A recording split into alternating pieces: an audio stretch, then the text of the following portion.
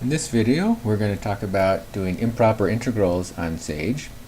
So an indefinite integral is improper if either the interval of integration is unbounded, so one of the limits of integration is either infinity or negative infinity, and the other type of improper integral is if the integrand, that's the function we're integrating, is unbounded on the interval of integration, or possibly both of those could happen. In either of those cases, the normal definition of the definite integral does not apply. One of the conditions for that regular definition is that you have a bounded function on a bounded interval. So let's look at this first example here. Let's say I have the function 1 over x squared, and I want to find the area of that curve for x greater than or equal to 1. So there's no upper limit of integration here. We just want to integrate from 1 to infinity of this function.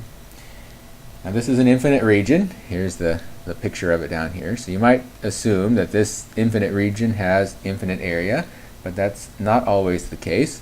In this case, it makes sense to define the area here to be finite, and I'll show you how we do that. First off, let's consider the integral from 1 to t of this function 1 over x squared for some t bigger than 1. Now this is a normal definite integral, and the answer is 1 minus 1 over t. And we want to ask ourselves then, what happens to this as t approaches infinity? And you can see that 1 minus 1 over t approaches 1 as t approaches infinity. So if you think of this integral here, let t approach infinity, what you get is 1, so it makes sense to define the integral from 1 to infinity of this function to be 1. So the area of that infinite region is actually the finite number 1. So that's what we're going to do in cases like this. Anytime you have an infinite interval, you want to define this improper integral in terms of limits. So if the integral from a to t, which is a regular definite integral with a finite interval of integration here, if that integral exists for all the t's bigger than or equal to a, then we will define the integral from a to infinity to be the limit as t approaches infinity of the integral from a to t, if that limit exists. And if in that case, when the limit exists, we say that this improper integral converges or is convergent. And if this limit doesn't exist, then we say the improper integral diverges. Alright, so that's what is the definition if we have an infinity on top. Here's the second definition if you want a minus infinity on the bottom. So provided that you can integrate from t to b for every t less than or equal to b, we'll define this improper integral from minus infinity up to b to be the limit as t approaches negative infinity of the integral from t to b, provided that limit exists. If you want an improper integral that has a infinity on both ends, so integrate from minus infinity to infinity, the definition is to split this up into two improper integrals, one from minus infinity to a and the other from a to infinity. If both of those converge, we will define this integral from minus infinity to infinity to be the sum of those two individual answers. Now if those integrals both converge for some particular value of a, then they will converge for any value of a. So if I choose a1 and you choose a2, the difference between those integrals will be the integral from a1 to a2, which is a regular finite definite integral. So it doesn't matter which a you choose. If it converges for any choice of a, it converges for all choices of a. If it diverges for one choice of a, it will diverge for any choice of a. Now it's kind of interesting here. You might think, well, why do we define it, why do we break this up into two separate integrals? How come we didn't just do it like this? Take the limit as t goes to infinity of minus t to t. And you could do that. That limit sometimes exists and makes sense. Unfortunately, it's not always equal to this integral from minus infinity to infinity. And so this is the actual definition of that improper integral. This is something else which you might want to investigate in its own right, but that's not the definition of this improper integral. All right, in this example, I would like to explore integrals that look like 1 to infinity of 1 over x to the p. So my first example was when you had 1 over x squared, so p was 2. I want to see what happens when we have different values of p. So here's p is 2, and that was the limit we got before. The integral was 1. So let's see what happens when we change p here to 1.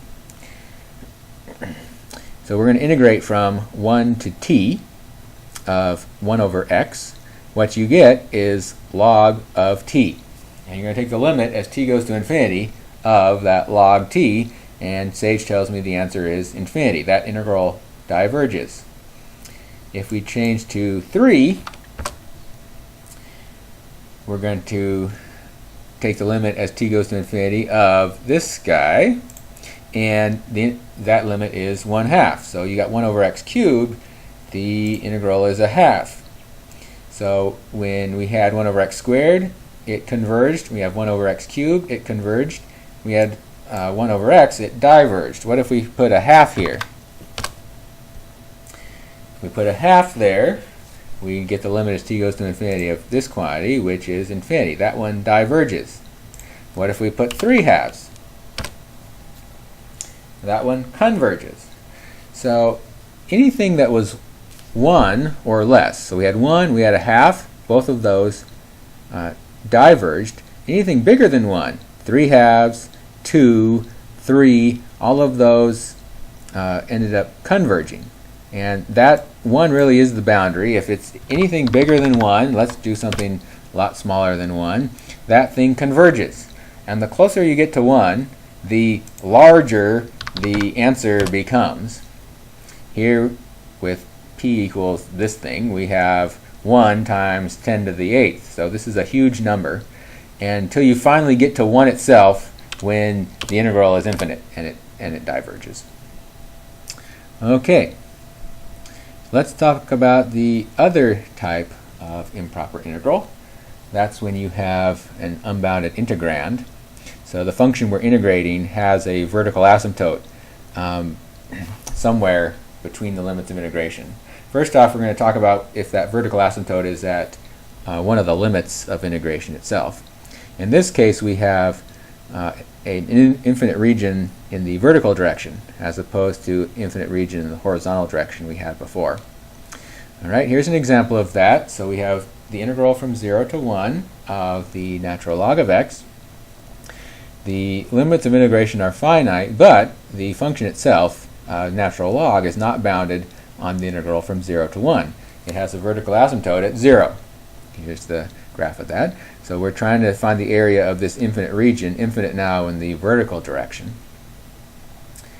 If we were to cut off this integral before 0, so if we take some number t between 0 and 1, and we integrate natural log from t to 1, we do get a, it's a regular definite integral, and we get an answer here, t minus t log t minus 1. Now, if we try to integrate this in Sage, it will get an error. So here it is, integral of, remember in Sage, log stands for natural log, so you can put either ln or log here. I'm just doing this integral here in Sage, and I get this long error thing, and you come down to the end, and it says, maxima, which is what computes the integral, requires additional information. Is t minus 1 positive, negative, or 0? Okay, so Sage doesn't know what exactly t is, so it can't figure out this integral because it depends on t. So we need to tell Sage some more information about t. The way you do that is using the assume command. So here we have assume t is greater than 0, assume t is less than 1. Remember, we had our t between 0 and 1.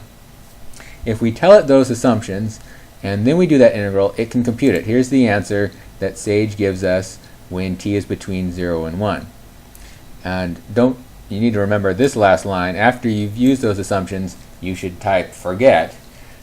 If you don't do that, then when you get to the next problem, which has different assumptions, you're going to start getting conflicting assumptions. So you always have to assume where t is, then do the integral, and then forget your assumptions to get ready for the next problem. So this is the integral that comes out when t is bigger than 0. I want to see what happens when t approaches 0. And we can do that in, really, I should say approaches 0 from the right. The natural log isn't defined to the left here. So I did the limit in Sage, and the answer is -1.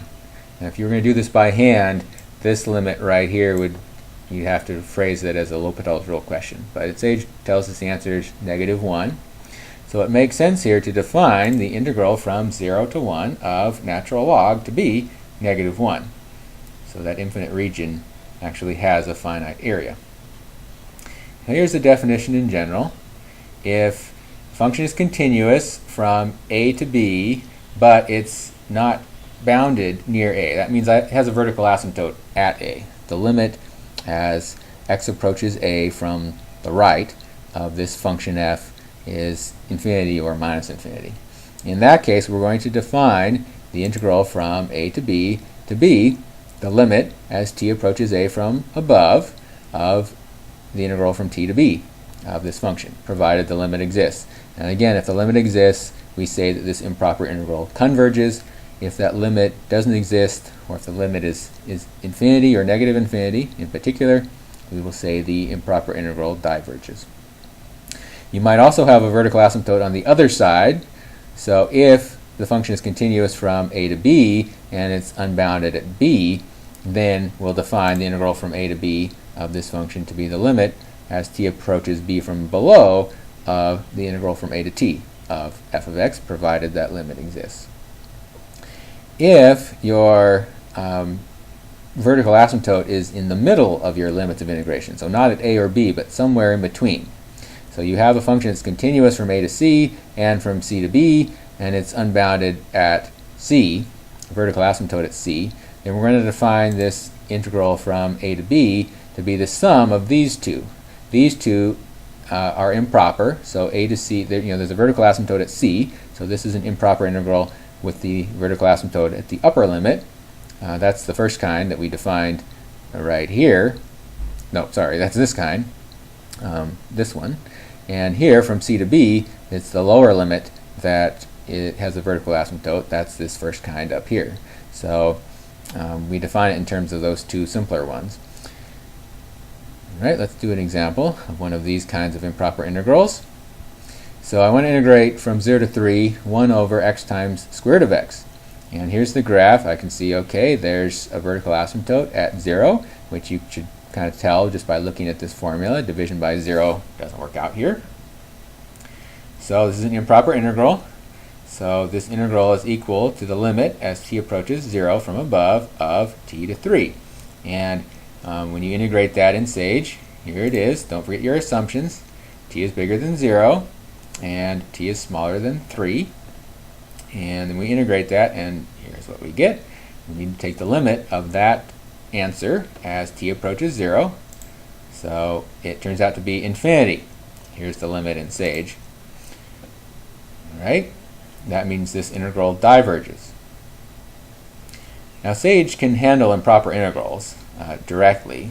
And in this case, if I try this integral of 1 over x times square root of x from 0 to 3, Sage tells me that it's divergent. Okay, you got to kind of go down this whole error and see right here, here is the problem. The integral is divergent. So we didn't make a mistake in typing it. The error is that this is a divergent integral. So if you get a lot of red like this, scroll down to the end, and if it says divergent, then it's divergent. Okay, here's another example of that. So you can look at the graph, or you can just look at the formula and see you're going to have a vertical asymptote when x equals 9. That's what gives you division by 0. So that's at one end of these limits of integration. So I need to replace this problem end. 9 is the problem. So I need to replace 9 with t and take the limit as t approaches 9 from below in this case. Here's the computation in Sage. So tell Sage that t is between 1 and 9. And then we integrate from 1 to t. And Sage tells us there's the answer, so we get this guy here. That limit, which I computed down here in Sage, is 2 to the 5 halves, or as Sage tells me, or 4 times square root of 2, as you would do if you just kind of looked at it from this. All right? if we do that integral directly in Sage, it gives me the same answer, 2 to the 5/2 power. Okay, so you might be wondering at this point, why are we doing all this limit stuff? If Sage will do the improper integral directly, why am I bothering with all this assuming and all this limit? Well, okay, this is another lab that's not exactly practical. The point here is to get you familiar with the definitions in the computer environment where you get immediate feedback from Sage. Alright, let's do another example. So here, the problem with this function is at 1. You can see from the graph, there's a vertical asymptote at 1. You can see that just by looking at the formula.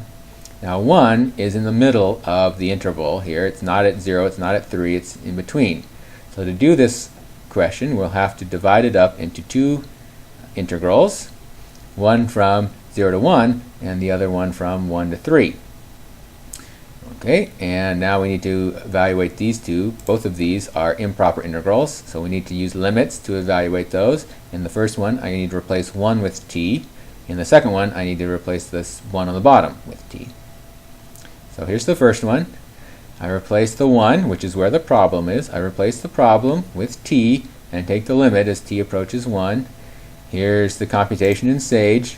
Now remember, when Sage integrates this 1 over x type of function, it gives you a log. We normally put absolute values there. Sage does not. So I've written them in here. Notice I have a natural log of the absolute value of x minus 1, which is natural log of the, and then I plug in the limits of integration, the t and the 0, and I get this thing. That's what Sage gave me here. I changed the order. I normally write t minus 1, and here Sage wrote minus t plus 1. With the absolute value, it's the same. The limit, whether you do it yourself, just think about it, or you ask Sage, you get minus infinity. This diverges. So if one of the two, remember I'm trying to calculate two parts, this first one diverges, so this whole thing automatically diverges. But just by way of example, I'll go ahead and do the other one too. In this particular case, they both diverge. So here I'm going from 1 to 3. 1 is the problem, so I replace the problem with t and take the limit as t approaches 1 from above this time. Alright, so I got similar integrals before, different assumptions now. T is between 1 and 3. Sage gives me this answer. I remember to put absolute values there. When I write it, I take the limit, and Sage tells me the answer is infinity. So again, this diverges. So in this case, both of those two diverge, so the original one diverges. Now you might be tempted to say, okay, well the first one's negative infinity and the second one's infinity, so negative infinity plus infinity is 0, and the answer is 0. You might be tempted to say that, but try not to. That's not correct. We just have to say the integral diverges. Here's the direct computation in Sage of that integral. And again, Sage tells us, if we scroll down to the bottom of this, the integral is divergent. Now it's very important when you're not using Sage. If you're doing this by hand, you have to notice that this is improper. If you don't, if you say, okay, here's 0 to 3, I know an antiderivative of 1 over x minus 1. It's the natural log of the absolute value of x minus 1. And then you just plug in the 3 and 0, and you get natural log of 2. Unfortunately, that's wrong. What's wrong is that you have assumed, in applying the fundamental theorem of calculus here, that this function, the integrand, is bounded between 0 and 3. And it's not. So you miss that this was an improper integral, which makes this entire calculation total nonsense. So you have to look out for improper integrals. If you have a vertical asymptote in the anywhere between these limits of integration, at one end or the other or somewhere in the middle, you need to notice that's improper and use the definitions above. Don't try to apply the fundamental theorem of calculus like this. You get the wrong answer. Okay, one final example where I'm going to mix the two different kinds of improper integrals. So in this one, I have an infinite region horizontally, so I got infinity up here, so this goes on forever, infinite horizontally. I also have a vertical asymptote at 0, so if I put 0 in here, I get division by 0. That gives me a vertical asymptote, so this region is infinite in the vertical direction as well. Now in all of our definitions of improper integrals, I need to have just one problem to deal with my limit. Here I got two problems. I got the infinity is a problem and the 0 is a problem. So I can't deal with two problems at once, so I need to break this up into two integrals. I'm going to break it up at 1. Now it doesn't really matter where you break it up. As I say here, choosing 1 as my breaking point is arbitrary. You can choose anything you want. 1 seemed like kind of an easy number, so that's what I did. So I'm going to go from 0 to 1 to take care of this 0 part. So I replace the 0, which is the problem, with t, and I take the limit as t approaches 0. And my second integral, I'm going to go from 1 to infinity. I'm going to replace the problem, which is infinity, with t, and take the limit as t goes to infinity. So I'll deal with the 0 in the first one, I'll deal with the infinity in the second one. And you'll see the calculations in Sage below if you would like to. This is the answer here. We get this arctan square root of t, and you take these two limits, and what comes out is pi in the end. All right, don't forget to do your assumptions before you integrate. After you integrate, you need to forget those assumptions, because when you go down here and do the second integral, you're going to have different assumptions. So make sure you always forget after you integrate. So there's the two integrals in Sage.